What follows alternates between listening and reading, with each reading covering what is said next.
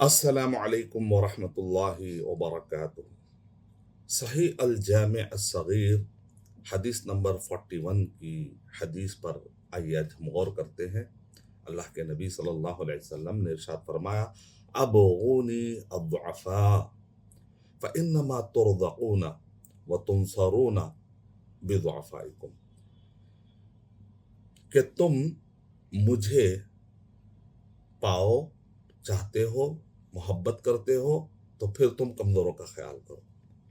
یعنی تم میری اتباع کرتے ہوئے اللہ سبحانہ وتعالیٰ کی رضامندی حاصل کرنا چاہتے ہو تو پھر کمزوروں کا خیال کرو،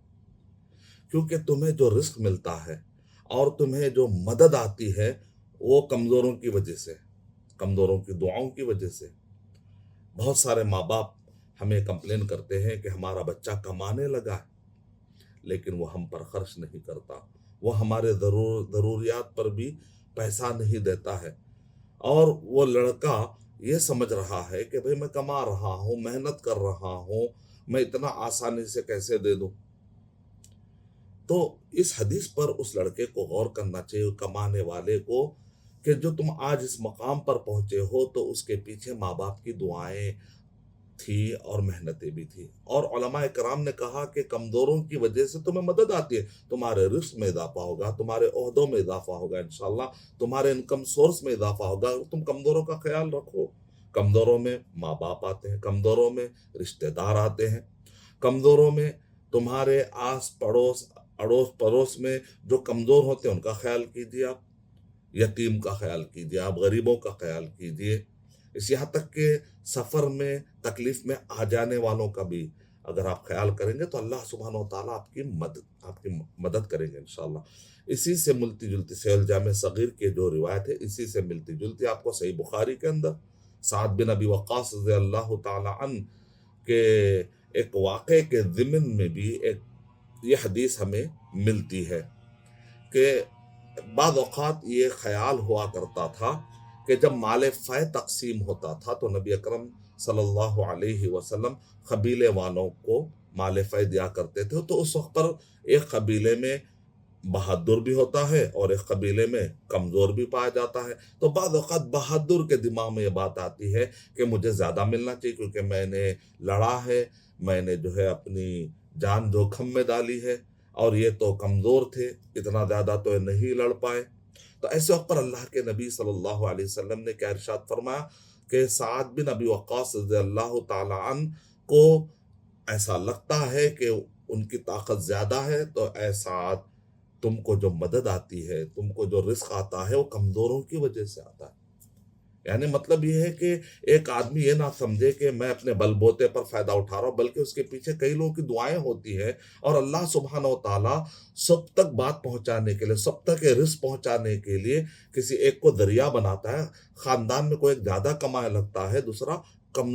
اس کو کمانے کی وہ طاقت نہیں ہوتی، صلاحیت نہیں ہوتی۔ یہاں پر علماء کرام نے واضح کیا کہ ایسا نہیں ہے کہ وہ سستی کی وجہ سے کمزور پڑ رہا ہے، وہ تو مذموم ہے، وہ تو بری بات ہے کہ ایک آدمی سستی کرے اور کمزور ہو جائے اپنے آپ میں، اور وہ جو ہے پیچھے ہو جائے، پھر اس کے بعد کہے کہ میں کمزور ہوں۔ تو نہیں، ایک آدمی محنت کر رہا ہے، اس کے باوجود بھی اللہ نے اس کو اتنی صلاحیت نہیں دیا، اس کے اندر اتنی صلاحیت نہیں کہ وہ کما سکے، لیکن تم تو کما رہے ہو، تو ایسے وقت پر اس کا خیال رکھو۔ جیسا کہ ہمیں اہل علم نے یہ بھی مثال دی کہ محمد بن ابراہیم التیمی، محمد بن ابراہیم التیمی رحمت اللہ علیہ بڑے نیک انسان تھے،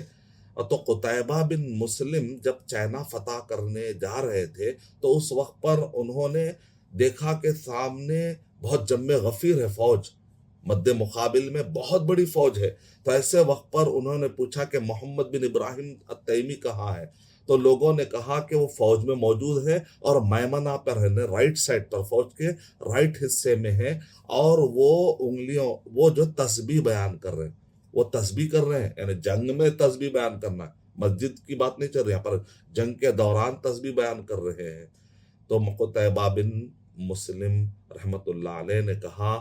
کہ ایسے عابد، عبادت کرنے والے جو شخص ہے، یہ 1000 سپاہی سے زیادہ طاقتور ہے، کیونکہ اللہ کے نبی صلی اللہ علیہ وسلم نے ارشاد فرمایا کہ جنگوں میں مدد آتی ہے، اسی طرح رزق میں مدد آتی ہے، کمزوروں کی جو دعائیں ہوتی ہیں، اور اللہ سبحانہ تعالیٰ کمزوروں کا خیال کر کے بھی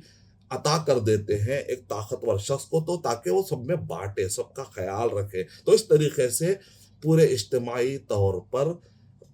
آگے بڑھیں گے اور سب کی زندگیوں میں آسانیاں پیدا ہو جائیں گی۔ تو اگر اللہ نے آپ کو کمانے کی طاقت دی، اگر اللہ نے آپ کو زیادہ آگے بڑھنے کی طاقت دی، تو اپنے عہدے سے، اپنے مال سے خیال رکھیے ان سب کا جو آپ کے اطراف میں ہیں، ان کا بھی آپ خیال رکھیے، اللہ سبحانہ تعالیٰ آپ کو اور عطا کرے گا۔ یہ جو واقعہ ہے محمد بن ابراہیم التیمی کا، سیر اعلام النبلاء میں بھی ہے اور تہذیب الکمال میں بھی ہے۔ تو اس سے کیا پتا چلتا ہے کہ ہمیں اپنے بوڑھے ماں باپ اور رشتہ داروں کو نہیں بھولنا چاہیے۔ اے نوجوانوں، اگر اللہ نے آپ کو کمانے کی استطاعت دی ہے تو آپ اور ترقی کریں گے اگر آپ اپنے کنبے اور قبیلے والوں کا خیال رکھیں گے۔ جیسا کہ ہمیں اور ایک حدیث بھی ملتی ہے جس سے ہمیں یہ پتا چلتا ہے، جس کا مفہوم یہ ہے کہ ایک طالب علم تھا اور دوسرا بھائی کما رہا تھا، اور اس کے بعد بھائی کے ذہن میں یہ بات آئی کہ یہ کماتا ہے اور میں، یہ پڑھتا ہے اور میں کماتا ہوں، تو اس وقت پر کیا تعلیم دی گئی؟ اس وقت پر یہ تعلیم دی گئی ہے کہ تمہارے اس بھائی پر خرچہ کرنے کی وجہ سے تمہیں رزق مل رہا ہے۔ یعنی مطلب یہ ہے کہ ایک آدمی یہ نہ سمجھے کہ بھئی فلاں تعلیم میں لگا ہوا ہے، شرعی کام میں لگا ہوا ہے، اور دوسرا بھائی اگر مدد کر رہا ہے تو ضرور اس کو بھی مدد آئے گی، وہ یہ نہ سمجھے کہ میں کیوں مدد کروں۔ تو اس طرح کے جو خیالات ہوتے ہیں، جس کو وسوسہ کہتے ہیں، اسلام نے ایسے سارے وسوسوں کو توڑ کر ایک دوسرے کا خیال کرنے پر ابھارا ہے۔ تو پھر دیجیے اجازت ارشد بشیر مدنی کو www.abmqurannotes.com پر مزید ایسے ویڈیوز آپ حاصل کر سکتے ہیں انشاءاللہ۔ السلام علیکم ورحمۃ اللہ وبرکاتہ۔